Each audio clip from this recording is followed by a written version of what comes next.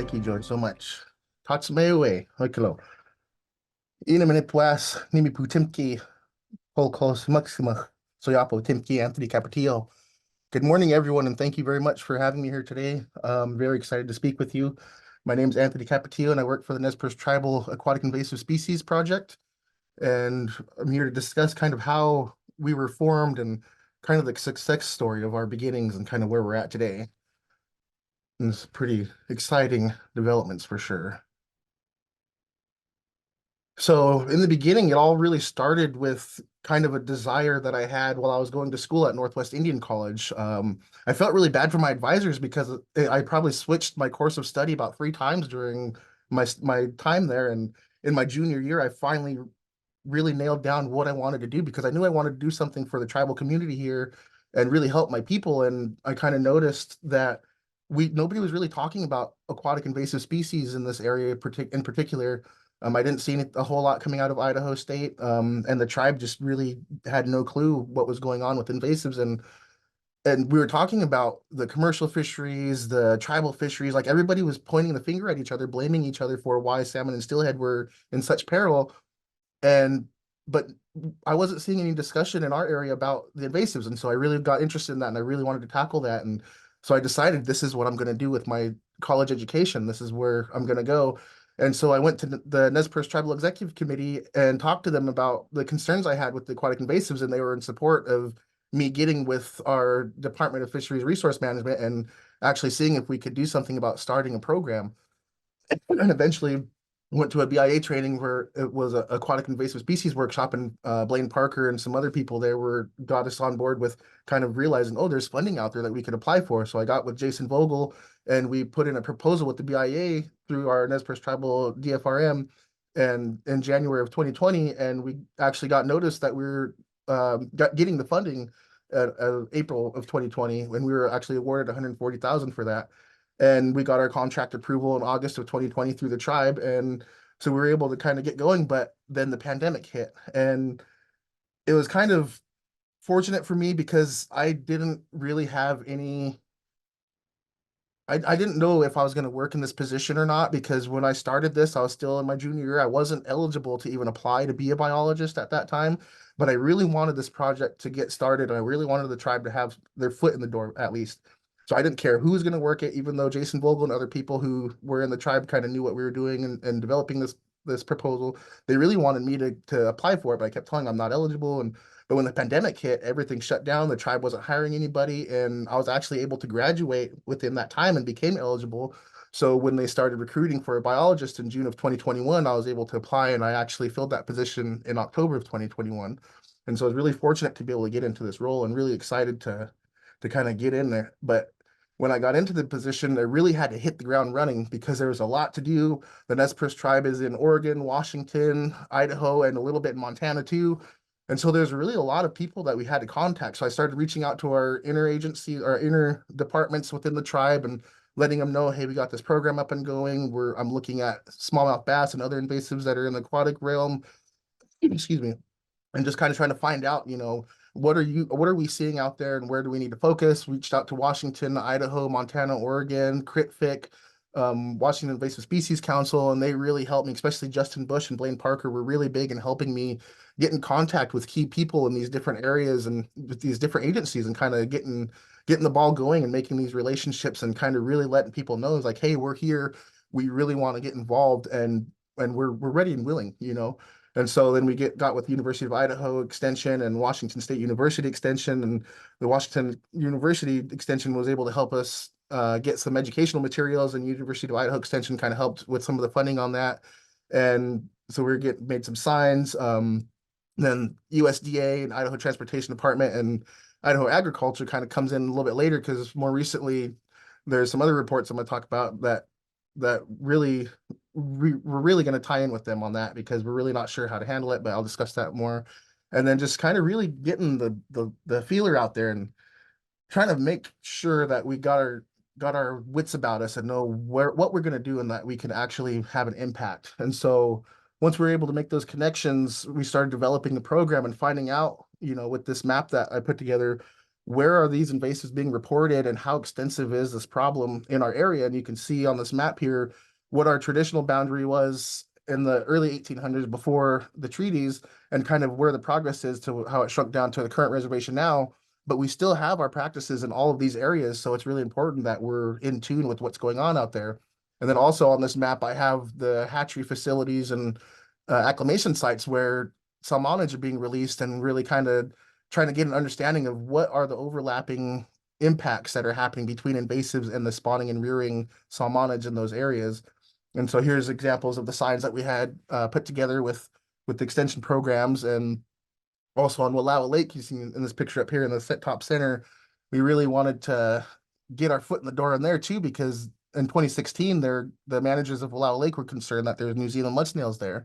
And it turned out it was a native snail, but only 74 miles over the mountain is a Snake River, and there's mud snails reported there. And so when we got this program up and going, we really wanted to vamp up what was going on there and the monitoring. And we're, with additional funding and more people that we're going to try to hire in the future, we're really going to try to focus more on that, because we're still don't have as much of a presence there as we'd like, but we are doing some monitoring there.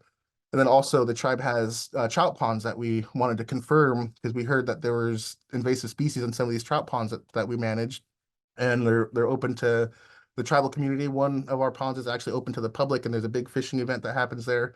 And so we were able to confirm that there are bullhead in one of the trout ponds, and the population there is so big that the bullhead are actually stunting themselves, and so they're not growing very big.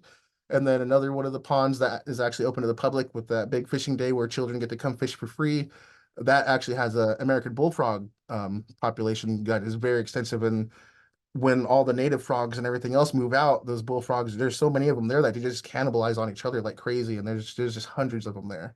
And so in the future, when we get more funding, we're going to try to figure out how we're going to approach those, because right now we're mostly focusing on impacts to salmonids. And so then we started to share our knowledge, and I started going into classrooms and kind of sharing with different schools and children kind of the importance of what this program means, and the importance of our culture and the natural resources that we have, and how these invasive species really impact that culture, and getting other people just really interested. So I've been on PBS a few times with some documentaries, and the tribe's been doing some things, and I haven't really got to speak a whole lot on camera about the actual invasive species that we're going after, but behind the camera, I've had a lot of discussions with these people, and they're really getting interested and kind of encouraging them to spread the word, which people are doing. And so just kind of that's the big idea, kind of talking to as many people as we can, sharing as much of this information as we can, especially with the children, because the children are our future, and they have a lot of really good ideas, and they're really in tune with kind of what's going on around them, and what they want in their future. And so having them involved in this and kind of sharing with them what's going on is really important to me. And so, and it's especially important because as I see my children kind of watch me go through this, I can see their appreciation for our natural resources grow so much more, and understanding that these invasive species are really bad, because in our tribal culture, our children are here with us, next to us, from the moment they're born until they grow up to move on and be on their own. So having my children on this journey with me through this invasive species, and watching their love of their culture and protecting it grow as well, is just really encourages me and inspires me to keep going. And so in 2023 in September, there was actually a quagga mussel detection near Twin Falls in southern Idaho. And as you can see here on the reservation map, that's really not all that far when you look at how the waters flow. And it was estimated that those larvae could have gone about 700 miles, I believe, in about 30 days. So between when they were detected and when the treatment was completely done and everything was said and over, and they believe that they eradicated what was in that treatment area shown here, but we don't know what could have made it out of the treatment area, if it did or didn't, and how far they've made it downstream. And so we're really interested in trying to find out, where are those gaps in the monitoring on the Snake River, on the Salmon River? Where can the tribe fit in? Where can we help out? And we're really making some good connections and good relationships with people on kind of finding out where we need to be. And you can see here in some of these other pictures, over the years, they found kind of where the aquarium trades and pet shops, where zebra mussels are found in moss balls. They found a zebra mussel on a live fish. And so it's really interesting kind of how these things are spread, and kind of understanding and getting us ourselves as a tribe involved, and kind of making sure that we know what's going on in our waters, and our people are holding ourselves accountable and what we could or couldn't be transporting when it comes to invasive species, because we do fish on the Columbia all the way up through the Snake River and up here to the Clearwater River. And so there's a lot going on. But current monitoring and some exciting developments have that really got me excited right now is kind of Blaine Parker from CritFit came up, and we're starting to look at kind of what's going on with the avian predators. They're not invasive, they're migratory birds, but we're kind of looking at them almost as if they're invasive because of the major impacts that they have on the salmonids and wanting to protect those salmonid populations. And so we've got some pictures here of some cormorants and some American white pelicans, and then also a rookery of some blue heron that's actually not too far from, it's just right down on the river next to our Nez Perce Tribal Museum. And there we've actually found some tags that are on the ground, which are shown in the pictures here. So we're going to start scanning the areas there and kind of finding out, okay, how extensive is this? What can we do? There's some islands out in the Clearwater. We're kind of mapping those islands and kind of seeing how much water flow is it going to take for those islands to be inundated.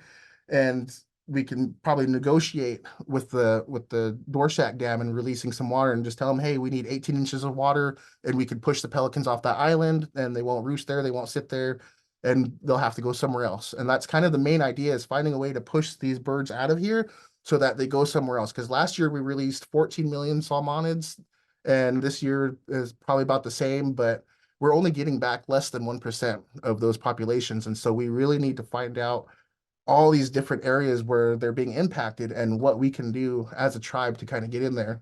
And about a month ago, I got a report from a tribal member that they thought they saw what they think was a nutria, and which is really exciting for us. We don't really want to wish that we had this invasive here, but it's exciting for us because when I called the Idaho Invasive Species Hotline, they didn't really know what to think or what to do about it because they don't have anybody to investigate this. And so I got a hold of APHIS also, and it's kind of same story there. Is like nobody really knows what to do in Idaho specifically if it is a nutria.